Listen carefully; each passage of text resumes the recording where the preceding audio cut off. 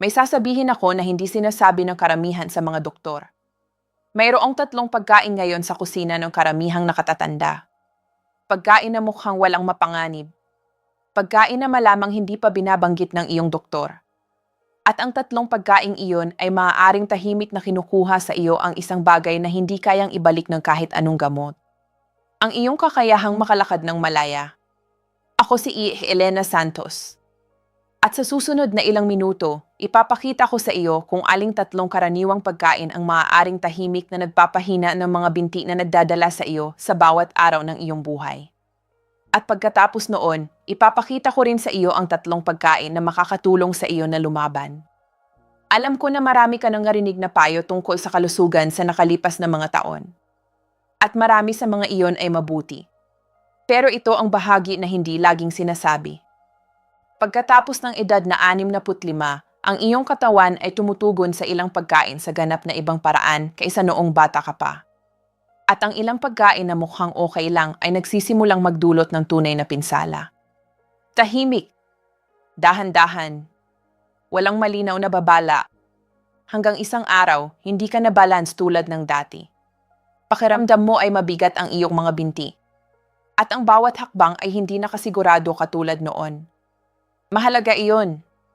Dahil ang pagkahulog ang pangunahing sanhi ng nakamamatay na pinsala sa mga taong mahigit 65 taong gulang. Hindi heart attack. Hindi cancer. Ang pagkahulog. At marami sa mga pagkahulog na iyon ay nagsisimula ng matagal bago pa makita ng sinuman ang anumang palatandaan. Kaya manatili ka sa video na ito hanggang sa katapusan. Dahil ang isa sa mga pagkain na banggitin ko mamaya ay mukhang napakalusog. Halos lahat ng taong mahigit 65 ay regular na kumakain ito. At kailangan mong malaman ito. Simulan natin sa magandang balita. Ang unang pagkain na gusto kong pag-usapan ngayon ay ang beets. Alam ko, ang iba sa inyo ay gumunot na ang noo ngayon. Pero pakinggan mo muna ako. Dahil ang beets ay gumagawa ng isang bagay sa loob ng iyong katawan na desperadong kailangan ng karamihang taong mahigit 65. Ito ang problema ang halos wala sa mga doktor ang nagsasalita tungkol dito. Habang tumatanda tayo, ang ating mga ugat ng dugo ay nagiging mas matigas. Mas makitid. Ibig sabihin, ang dugo na nagdadala ng oxygen at sustansya sa ating mga binti, mga paa, at utak ay nahihirapang makarating kung saan kailangan itong pumunta. At kapag ang ating mga binti ay hindi nakakakuha ng sapat na blood flow, ang mga bagay ay nagsisimulang masira ng dahan-dahan. Ang ating mga kalamnan ay humihina. Ang ating balanse ay nagiging hindi mapagkakatiwalaan. Ang ating mga paa ay nagsisimulang maramdamang manhid o malami. At karamihan sa atin ay nag-iisip na iyon ay normal na pagtanda lang. Pero hindi palagi iyon normal. At hindi kailangang ganoon. Isipin mo ito. Para kang may hawak na garden hose sa iyong hardin. Kapag bukas at malambot ang hose, mabilis at madaling dumating ang tubig sa bawat sulok ng hardin. Pero kapag naging matigas na at makitid na ang hose, bumababa ang pressure. Ang mga bahagi ng hardin na pinakamalayo sa gripo ay nagsisimulang matuyo ng una. Sa ating katawan, ang mga bahaging pinakamalayo sa ating puso ay ang ating mga paa at mga ibabang binti. Hindi iyon katabetulan. Kaya nga ang mga nakatatanda ay unang nakakaramdam ng manhid, malamig, mabigat na mga paa at hindi tiyak na mga hakbang. Ang beets ay naglalaman ang natural na compounds na tinatawag na nitrates. At ito ang simpleng paliwanag kung paano ito gumagana. Kapag kumain ka ng beets, kino-convert ng iyong katawan ang mga nitrates na iyon sa tinatawag na nitric oxide. At ang nitric oxide ay parang mensahe na nagsasabi sa iyong mga ugat ng dugo na mag-relax at bumukas. Mas malawak na ugat ng dugo ay nangangahulugang mas maayos na blood flow. Mas maayos na blood flow sa iyong mga binti ay nangangahulugang mas matibay na kalamnan, mas mabuting balanse, at mas maayos na pakiramdam sa iyong mga paa. Mayroong isang pag-aaral na sinundan ang mga nakatatandang uminom ng beet juice bago lumakad. At ang mga taong iyon ay naglakad ng mas mabilis at mas kaunting pagsisikap kaysa sa mga hindi uminom. Hindi iyan maliit na bagay. Iyon ay ang iyong katawan na tumatanggap ng tunay na nasusukat na tulong mula sa tunay na pagkain. Ang beets ay mayaman din sa folate na tumutulong na protektahan ang iyong utak habang tumatanda ka. At naglalaman ito ng pangkat ng mga antioxidants na nagbibigay sa kanila ng malalim na pulang kulay.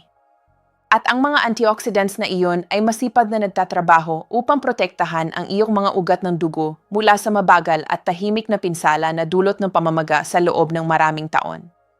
Ngayon, paano mo ito kakainin? Maaari mong i-roast ang mga beets. Maaari mong hiwain at ilagay sa salad. Maaari mo rin itong ihalo sa isang smoothie kung hindi mo masyadong gusto ang lasa nito ng mag-isa. Maliit na beets, kaunting berries, konting luya. Hindi mo man malalasahan ng husto pero mararamdaman ng iyong mga ugat ng dugo na nandoon ito. Ilang beses sa isang linggo ay makakagawa ng tunay na pagkakaiba sa loob ng ilang panahon. At gusto kong itago mo ang ideyang ito ng blood flow habang tinatatapos natin ang video. Dahil ang blood flow ay darating muli. At hindi sa magandang paraan. Kapag nakarating na tayo sa isa sa mga pagkain na kailangan mong iwasan. Pero bago tayo makarating doon, nais kong ibahagi ang isang bagay na madalas kong iniisip kapag nakikipag-usap sa mga nakatatanda na nagsasabing ginagawa nila ang lahat ng tama. Naglalakad araw-araw. Nag-iingat sa kanilang pagkain. Iniinom ang kanilang mga gamot. At gayunpaman, may isang bagay pa rin na hindi tama ang pakiramdam. Ang mga binti ay napapagod ng mas mabilis. Ang balanse ay hindi katulad ng dati. At ang patuloy kong nahahanap ay ang suliranin ay hindi ang pagsisikap. Ito ay ang katotohanan walang nagkonekta ng mga tiyak na pagkain kinakain nila sa kung ano ang nangyayari sa loob ng kanilang mga binti. Ang koneksyon na iyon ay totoo. Maaari itong masukat. At ang magandang bagay ay maaari kang magsimulang gumawa kasama nito ngayon. Kung makatuwiran ito sa iyo, mag-iwan ng komento sa ibaba na maisalitang mas malakas. Ipaalam mo sa akin na kasama ka pa rin. Ang ikalawang pagkain sa protective na panig ay ang kamote. Ngayon, maaari kang nag-iisip kamote o patatas lang iyon, ano ang pagkakaiba? Ang pagkakaiba ay napakalaki at mahalaga ito ng higit pa kaysa sa alam ng karamihan. Ang kamote ay mayaman sa isang bagay na tinatawag na beta-carotene. Iyon ang compound na nagbibigay sa kanila ng magandang orange na kulay. At sa loob ng iyong katawan, ang beta-carotene ay kino-convert sa vitamin E gayon. Ang vitamin E ay mahalaga para sa pagpapanatili ng kahusayan ng iyong mga mata. At para sa mga nakatatanda, ang iyong paningin ay direktang konektado sa iyong kaligtasan. Kapag nagsimulang bumaba ang iyong paningin at walang nakakahuli nito sa tamang oras, ang iyong panganib na mahulog ay dramatikong tumataas. Mali kang humusga ng isang hakbang. Mismo ang gilid ng banig. At nahulog ka na. Pero ito ang nagpapa-espesyal sa kamote para sa mga tumatandang Pilipino.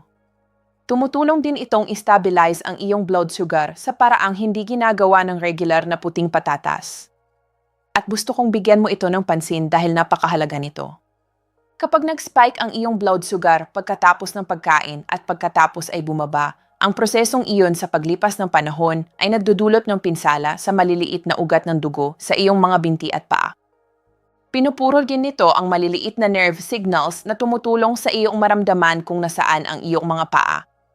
Isipin ang mga nerve na iyon bilang maliliit na sensor sa talampakan ng iyong mga paa.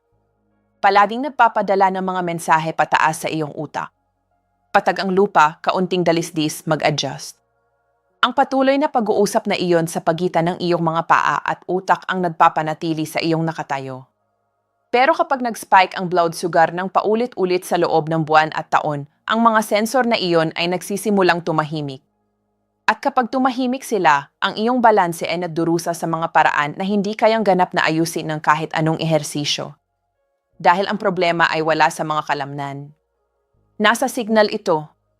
Ang kamote ay may mas mababang glycemic index kaysa sa puting patatas. Ibig sabihin, inilalabas nito ang enerhiya ng dahan-dahan at matatag, hindi lahat ng sabay-sabay. At ang matatag na pagpapalabas na iyon ay tumutulong na protektahan ang maliliit na ugat ng dugo at ang mga nerve signals na nagpapanatili sa iyo na matatag sa iyong mga paa. Mayroon ding magnesium, potassium at buong hanay ng mga vitamin E na sumusuporta sa paggana ng kalamnan at tumutulong na mabawasan ang pagputol ng binti sa gabi. Isang bagay na nakakaapekto sa napakaraming nakatatandang Pilipino at na tinatanggap ng karamihan bilang normal na bahagi ng pagtanda. Maaari mong lutuin ang kamote, imusin ng walang maraming butter o cream, o i-cube sa mga sopas at nilaga. Kung available, huwag alisin ang balat dahil mayroon itong dagdag na fiber. Ngayon, alam ko na papasok tayo sa ilang bagay na maaaring magulat sa iyo. Dahil ang ikatlong protective na pagkain na gusto kong ibahagi ay isang bagay na karamihan sa tao ay hindi kinokonekta sa lakas ng binti at balanse. Ang ikatlong pagkain ay ang kale. At bago mo isara ang video na ito, hayaan mo akong sabihin sa iyo ang isang tiyak na bagay tungkol sa kale na nagbago ng aking pananaw tungkol dito. Ang kale ay isa sa pinakamayamang pinagkukunan ng halaman ng vitamin E isa sa mundo. At ang vitamin E ay sangkot sa isang napakahalaga na bagay na karamihan sa mga tao ay hindi kailanman nakakarinig tungkol. Tumutulong itong i-regulate kung saan mapupunta ang calcium sa iyong katawan. Ito ang dahilan kung bakit mahalaga iyon. Habang tumatanda tayo, ang calcium ay maaaring minsan ay mapunta sa maling mga lugar. Sa halip na manatili sa ating mga buto kung saan ito nararapat, maaari itong magsimulang mag-ipon sa loob ng ating mga ugat ng dugo. At kapag nangyari iyon, ang ating mga ugat ng dugo ay nagiging matigas at parang bato. Ang dugo ay nahihirapang dumaan sa kanila. At muli, bumabalik tayo sa isyong iyon ng blood flow sa mga binti. Matigas na ugat ng dugo ay nangangahulugang mahinang sirkulasyon sa ibabang katawan.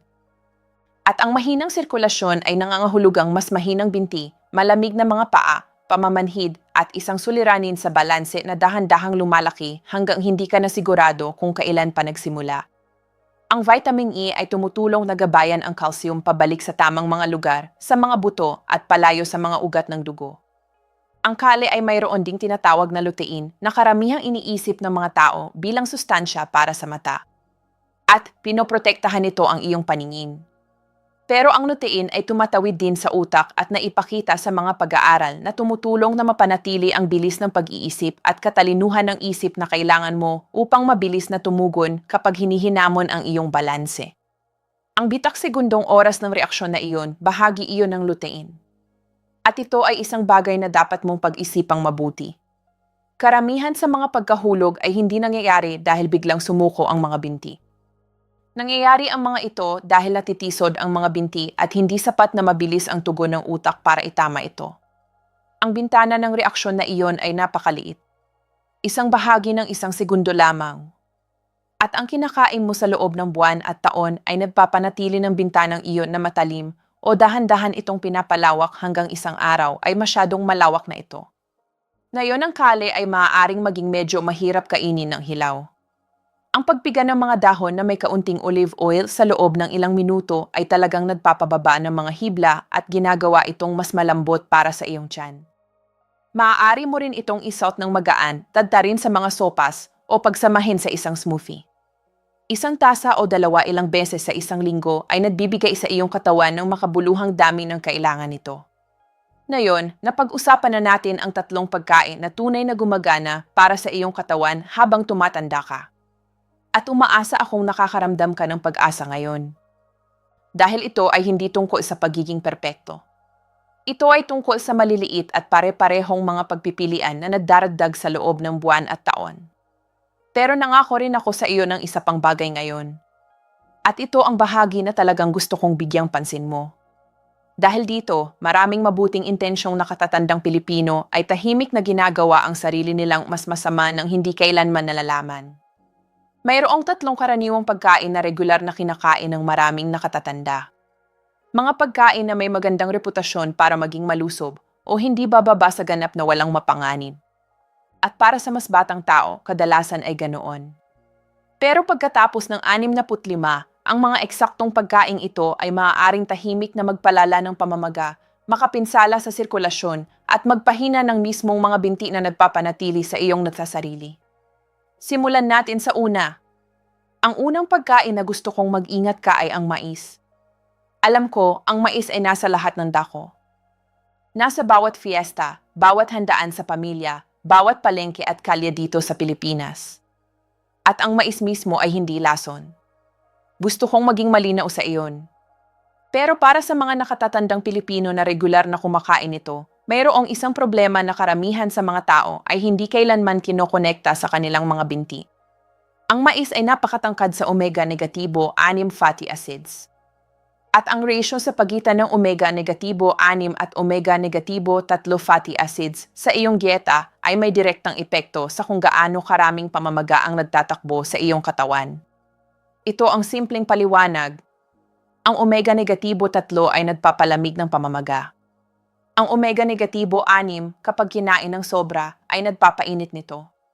At karamihan sa mga nakatatandang Pilipino na kumakain ng tradisyonal na dieta ay kumakain ng napakaraming omega-negatibo 6 at hindi sapat na omega-negatibo 3. Ang talamak na pamamaga ay hindi parang anuman sa simula. Walang matinding sakit, walang malinaw na babala, pero ito ay gumagawa ng patuloy sa loob ng iyong mga ugat ng dugo, sa loob ng iyong mga kasukasuan, sa loob ng maliliit na nerve sa iyong mga paa. At sa paglipas ng panahon, humahantong ito sa eksaktong uri ng mabagal na pinsala na nagpapahirap sa paglalakad, nagpapalala ng balanse, at nagpapataas ng iyong panganib ng isang seryosong pagkahulog. Ang mais ay mayroon ding mataas na glycemic index. Ang blood sugar ay nag-spike, ang mga ugat ng dugo ay kinatamaan, ang mga nerve ay kinatamaan. Hindi ko sinasabing huwag nang kumain ng mais. Pero kung kumakain ka nito ng ilang beses sa isang linggo, maaari kang tahimik na nagdadagdag ng gasolina sa isang apoy na hindi mo pa alam na nasusunog. At ang mapanlin lang na bahagi ay ang apoy na iyon ay hindi nagpapahayag ng sarili.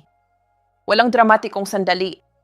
Tanging isang unti-unting pagbabago sa loob ng maraming buwan kung saan ang paglalakad ay nagiging kaunting mas mahirap at ang pagtayo ay kaunting hindi nakasigurado tulad noon. Subukang palitan ang ilan sa iyong mais ng mga pagkain na pag-usapan natin kanina. Mararamdaman ng iyong mga binti ang pagkakaiba bago pa man ito mapagtanto ng iyong utak. Ang pangalawa ay maaaring talagang magulat sa iyo. Mga dilatang kamatis. Ang sariwang kamatis ay talagang mabuti para sa iyo, pero ang mga dilatang kamatis ay ibang kwento para sa mga nakatatanda. At ito ang dahilan. Ang mga dilatang kamatis ay sapat na acidic na ang proseso ng pagkaning ay kadalasang nadudulot ng pagtulo ng isang compound na tinatawag na GIE mula sa lining ng lata patungo sa pagkain.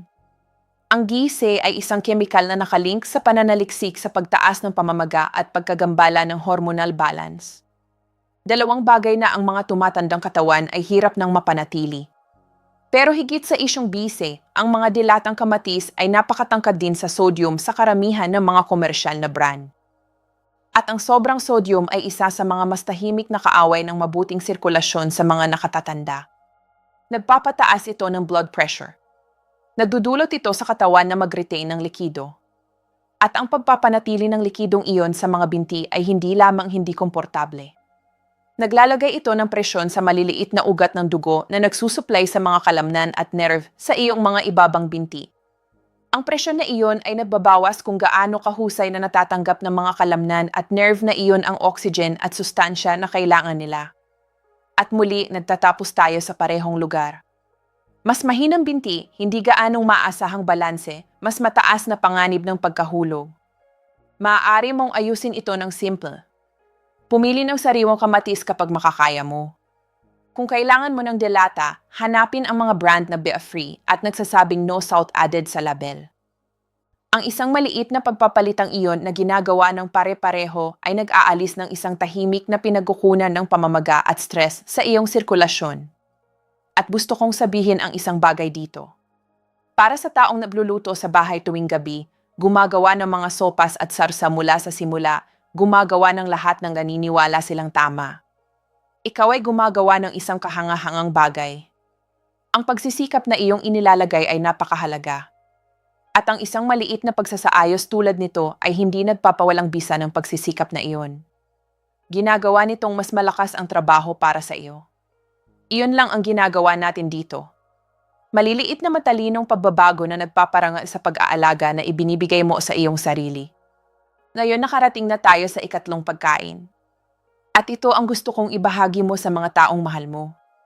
Dahil halos bawat nakatatandang Pilipino na kilala ko ay regular na kumakain ito.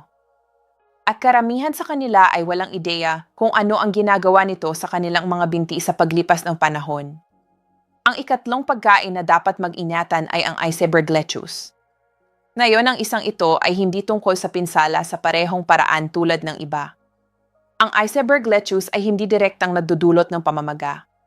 Pero nadudulot ito ng ibang uri ng problema na napakakaraniwan sa mga nakatatanda at napakabihirang pinag-uusapan. Ang iceberg lettuce ay halos tubig lang. Halos walang makabuluhang bitamina, mineral o protective compounds. Halos walang vitamin E, halos walang folate. Halos walang lutein. Halos walang potassium o magnesium. At ito ang issue.